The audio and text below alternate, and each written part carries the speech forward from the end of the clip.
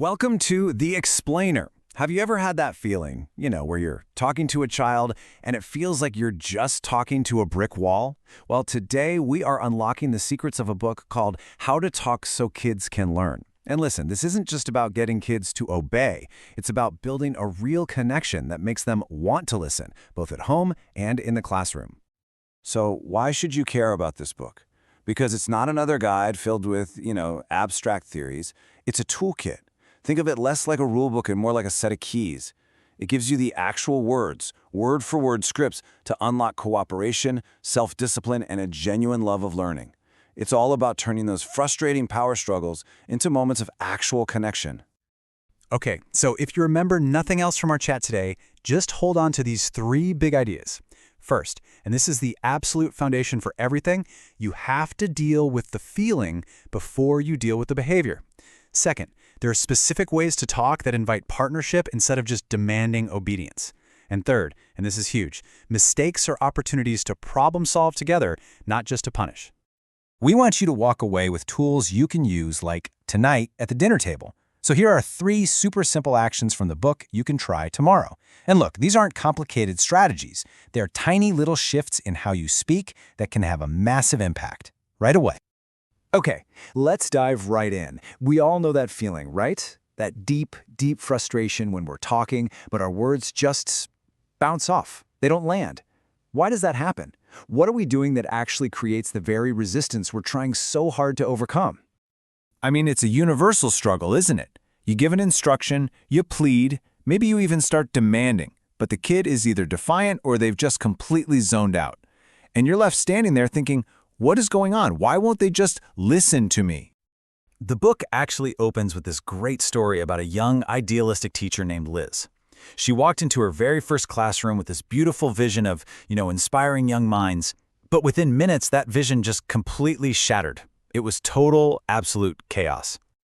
So what did she do? Well, she did what most of us would do by instinct. She clamped down, hard.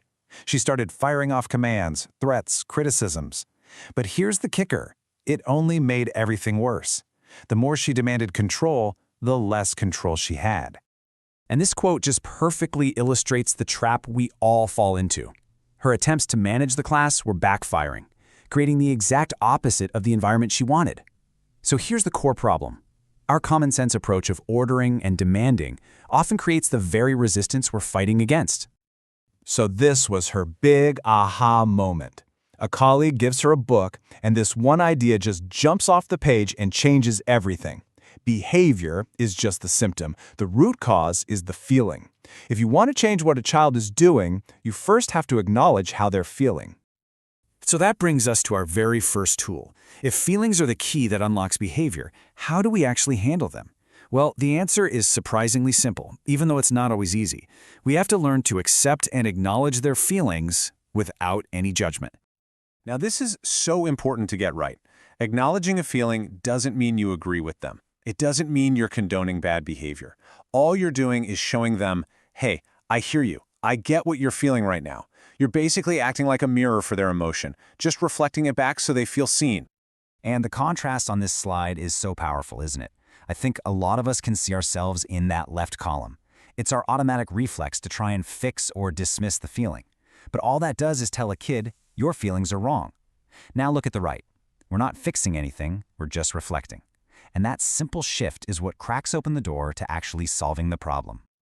So, once a child feels heard, once they feel understood, a funny thing happens. Their defenses start to come down. Their mind opens up a little. And now we can move to the next powerful tool using language that invites them to work with us, not against us.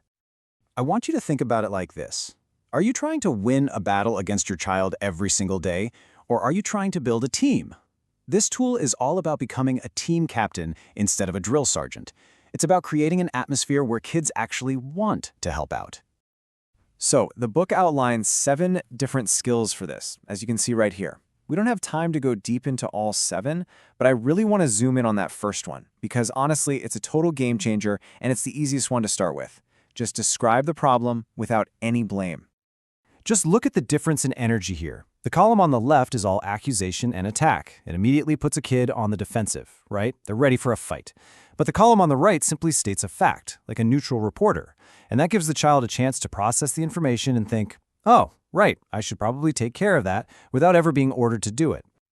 Okay, but what about when things really go wrong? You know, when rules are broken, a line is crossed, our instinct, our gut reaction is to punish, to bring down the hammer.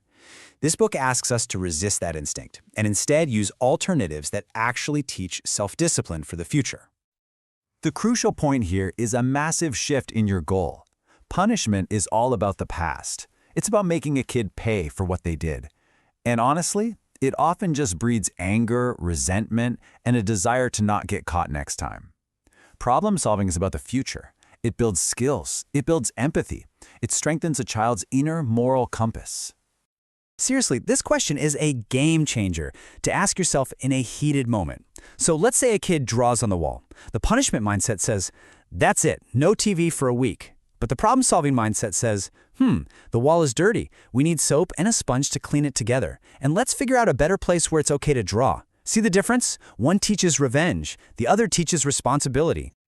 Okay, so we've covered a lot of ground here. Seeing the feeling first, using language that invites cooperation, and solving problems instead of punishing.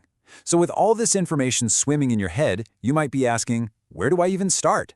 Let's make it incredibly simple. That's it. That is your entire job in that moment. No advice, no solutions, no lectures, no I told you so. Just one simple sentence. Wow, you seem really frustrated. Or, it sounds like you're so disappointed. And then comes the hardest part. Just be quiet. Be silent. And see what happens next. Look, this isn't about becoming the perfect parent or teacher overnight. Nobody is. It's about starting one conversation at a time. This first, tiny step proves to the child, and just as importantly, it proves to you that a new, more respectful, and way more effective way of communicating is actually possible. And I want to leave you with this really powerful thought from the psychologist Haim Janot, whose work inspired this entire book.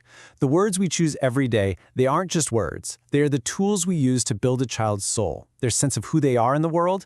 So the question this book leaves us with is a simple one. What will you choose to build?